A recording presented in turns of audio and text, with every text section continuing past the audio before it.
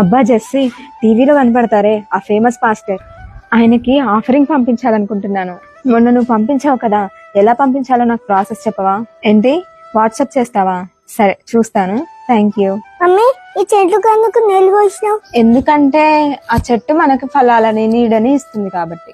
మరి మా హస్బెండ్ వాళ్ళ ఇంట్లో ఇంతకంటే పెద్ద చెట్టు ఉంది మమ్మీ, చాలా ఫ్రూట్లు కాసాయి మమ్మీ, దానికే పోయొచ్చు కదా, దీనికి ఎందుకు? ఎందుకంటే అది మన చెట్టు కాదు కదా నాన్న, దాని పళ్ళు మనం తినం కదా. మమ్మీ, నాకు డౌట్. ఏంటి చింతల్లి? టీవీలో కనిపించే పాస్టర్ మన పాస్టర్ కాదు కదా, మన పేర్లు కూడా ఆయనకు తెలియదు కదా, ఆయనకి ఎందుకు మన కానుకలు పంపాలి?